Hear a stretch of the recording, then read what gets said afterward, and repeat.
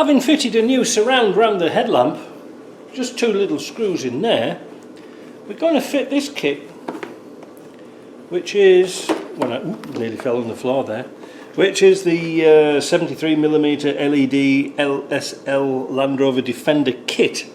And these are coloured lights. Ooh, look at that. Nice thing about these is they come with a relay timer and some screws and things like this.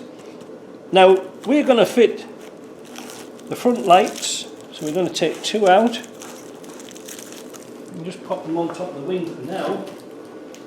We're also going to take a couple of screw kits out of the box. They're all there. There's instructions inside. They're pretty self-explanatory, but there's something I want you to show you that's really important when you're fitting these to older cars or the series or stuff like this. I'm going to move the camera a bit so you can see. On the early Defenders and the series, the lights were held in by 3 screws with these captive nuts behind. Now unfortunately on the newer ones they're not like that. They come like with just 2 screws on. We're going to take all this protectionist racket off. There, get all that lot off. There, now. There we go. Whoa, look how sparkly they are. Wipac ones. They said they're made in England. I don't think so. I think they're probably made in China, but I could be wrong. Comes with a backing pad. 2 watt. Not too bad. They're sort of potted, sealed in the back, so they should be watertight. I don't know. I've seen 1 or 2 leak, but what's it say on the back here? Just tells you what the material is. There's nothing really important. But so we've got to drill 2 new holes to accommodate for this wiring. Now this can be a bit daunting. Now if you noticed on an earlier video I changed these leads so they'll go into here, but we've inverted the wires. Maybe you can see that. You can see the wires are inverted. The reason for that is that LEDs like to go just one way. You reverse the polarity. Let me show you a lead kit that you can buy, but these come separately.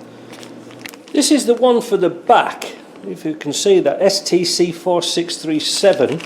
This one has got, you know, the what is it called, the Cono seal plugs on, and 3 wires for the back for the stock, tail and the ground.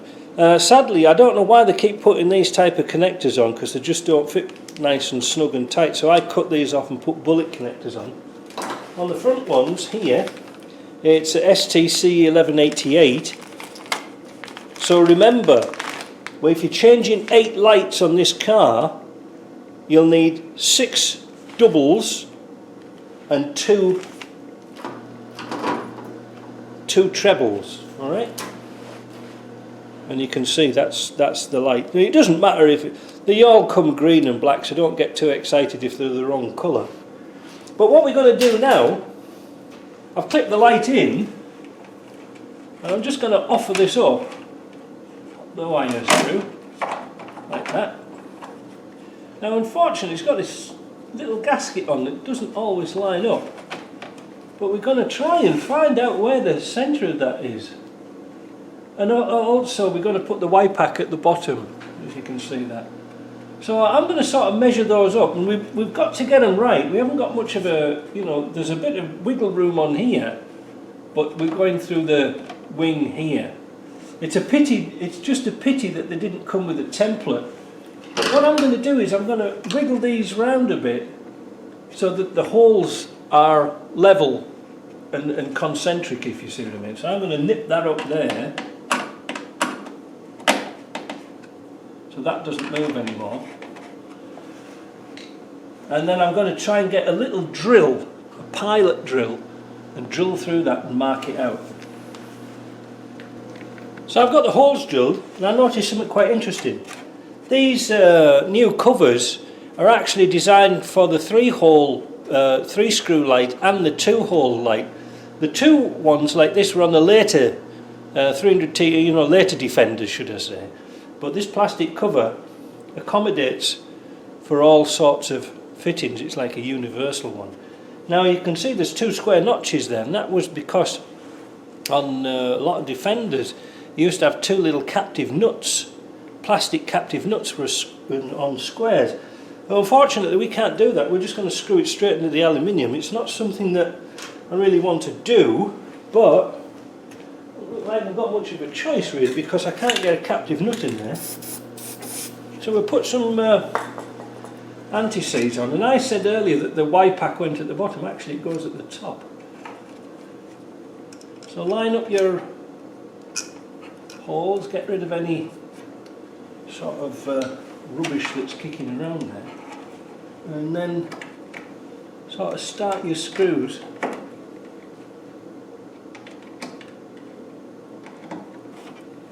And tighten them up. Now I wouldn't recommend using a drill on these. These are like 1/8 screws, and if you strip them out you're done for. But generally speaking, because they're LEDs,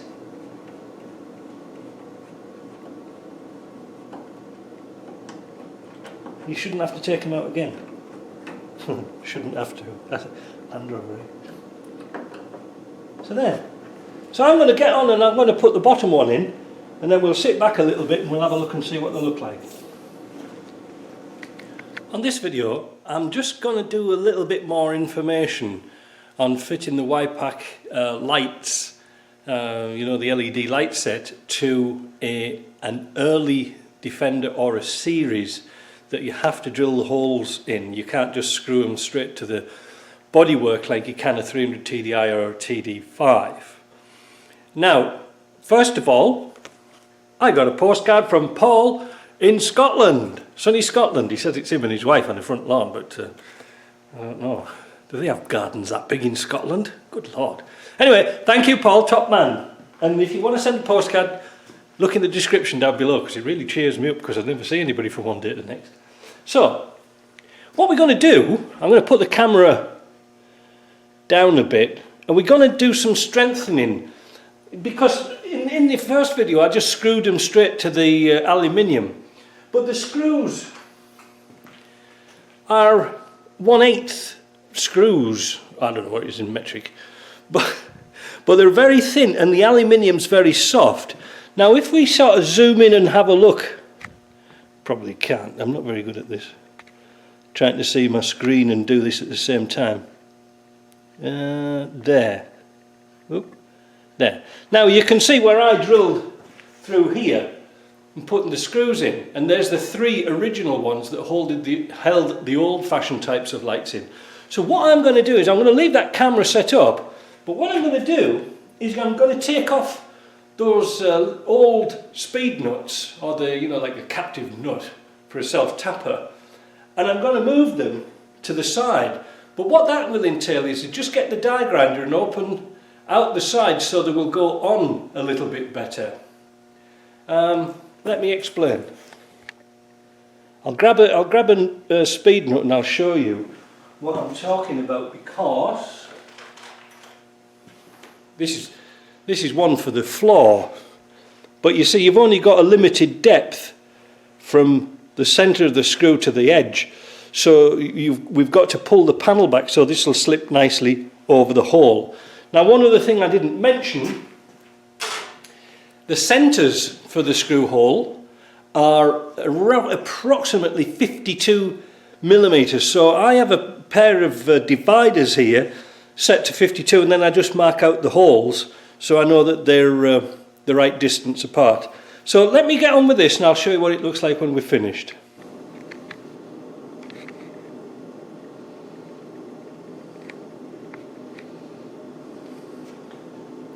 So you can probably see what I've done. I've just notched this out a little bit with the die grinder and then taken the speed nut off and moved it up into the position there. Now that's going to make it a lot stronger when we put the lights on. We can really sort of fasten them down tight. But don't, like I said before, don't put them in with an impact gun or a screwdriver attachment on your drill, because they're still a little bit fragile to break with the plastic. But they're going to last an awful long time like that. So I'll get on and do all the rest. Now this is only sort of applicable on the front, because the front's very thin. On the back, you put them into your metal corner protectors. You know what I'm talking about. So the steel's got it's got steel and aluminium to go through, so it's got something nice to bite onto. Yeah, just a pity they don't tell you that in the instructions. They always assume that these are going to be on 300 TDIs and later vehicles, where they add those little plastic nut inserts. This is a better way of doing it, because to put the little plastic nut inserts in, you have to make a perfectly square hole, and you'd be there for an awful long time with Swiss files trying to make a hole. So this works, and it's cheap and cheerful because we don't use any parts, we just move them across a bit. So I hope you like that. It was just something I just thought of last night, but I thought it might be helpful for you. All right, talk to you later.